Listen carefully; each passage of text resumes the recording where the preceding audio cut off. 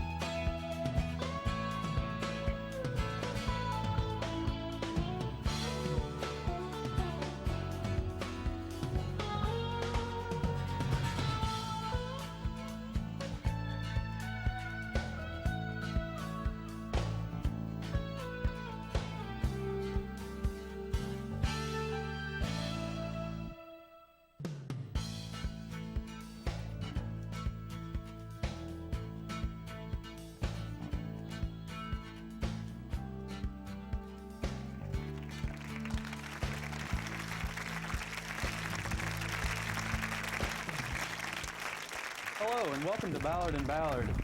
I'm Mr. Ballard, your host, and this is my guest, Dr. Ballard. Welcome back, Doctor. Thank you, Mr. B. I'd like first off to thank you, Doctor, for sharing your time and ideas with us, and, well, for sharing your fatal enthusiasm for the 20th century with us here, and for joining me in tonight's telecast. Oh, no, come on. The pleasure is distinctly mine, Mr. Ballard, and mine distinctly. The network has been very gracious to us, as have our viewers, and, well, I don't want to sound ungrateful, but it just seems surprising to me that we've enjoyed such acceptance despite, well, you know, despite the fact that the two of us have sort of been stillborn into an environment in which, well, let's just say the airwaves are already choked with shows just like this one. Well, Mr. B, I don't think what you're talking about, it seems to me, is media saturation, I think, and it seems as if there's virtually no limit to what the market will bear. The market? The market, the audience, the public at large, those of us who continue beyond saturation levels, absorbing more and more, endless desires, exfoliating artificialities, psycho-spiritual prostheses, tartar control formulas, and so forth. Basically the runoff of an indiscriminate, massified, slow, industrial, global monoculture. Was this condition taken into consideration by the architects of the so-called theory of everything? I think the explanation for these forces lies just outside of the framework of that theory. But basically, like I said, the runoff of an indiscriminate, slow, massified, terminal, global. Your contemporaries have, as we all know, pointed to what is popularly considered a sort of cataract point. That's McKenna's term for it. Right, right.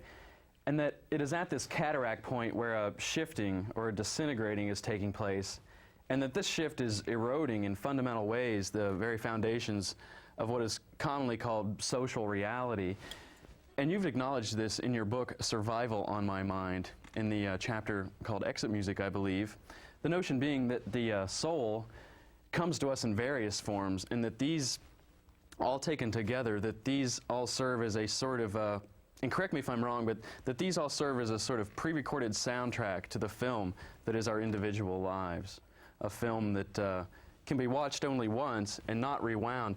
So my question right off here is... here we go. My question right off is, how do we, while listening to this private soundtrack and keeping beat with it if we can, or, you know, how do we manage to get from scene to scene along the way while we are continually upstaged, it seems to me, while our backs are effectively broken by the various silences that all seem to equal death in our century?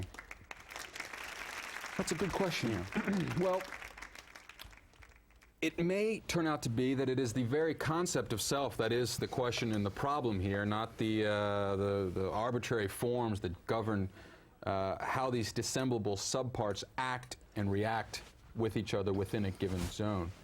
Today, our increasing and nearly exclusive emphasis on the machine-made, on the mass-produced, and on speedy printouts and quickly made and easily disposed of versions, especially digitally formattable and retrievable ones, these shifts tempt us, they goad or even dare us, I think, into foregoing our humanity in favor of something more expedient, you know, just something infinitely dense, something white-hot, something just quicker. Something dense, something post-human? Precisely. But the danger here clearly is that these options, this cult of convenience, that this lifestyle threatens to, in the long run, threatens to do away with wonderment altogether. But doesn't this nostalgia for invisibilities, for wonderment, you know, the sight of birds bathing in a puddle, for example, I mean, this sort of thing gets lost, it seems to me, replaced by the commodification of darn near everything. I mean, is this an example of bad infinity? Is it proof of an extinction nearly complete? Again, with regards to the so-called social reality, it's not even commonplace at all, it seems to me, and we allow this extinction to play out. We even hurry it along. I don't know that I follow you.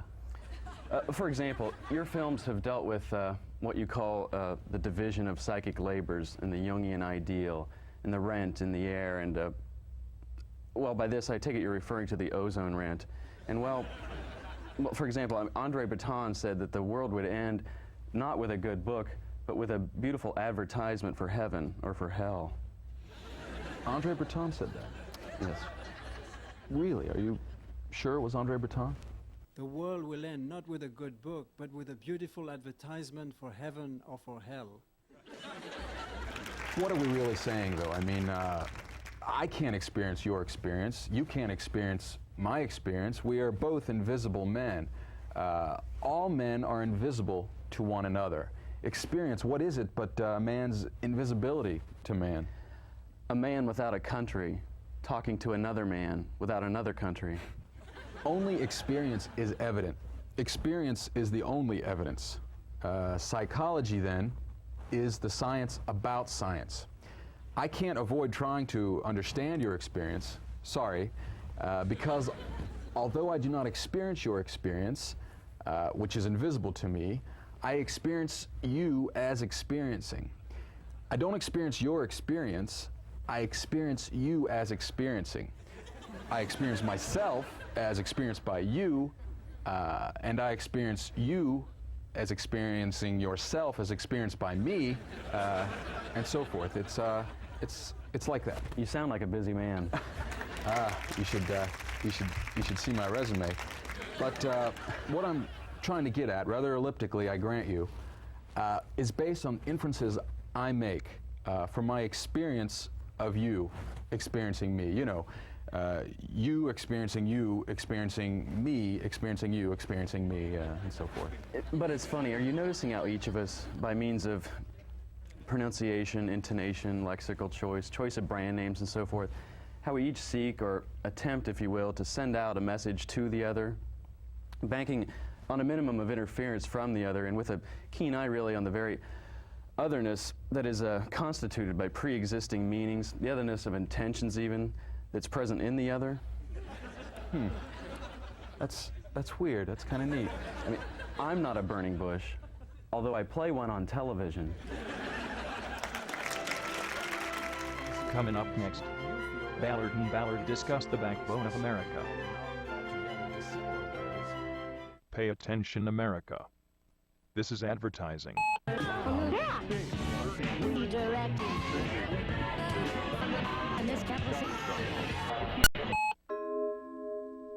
Paid for by the Ad Council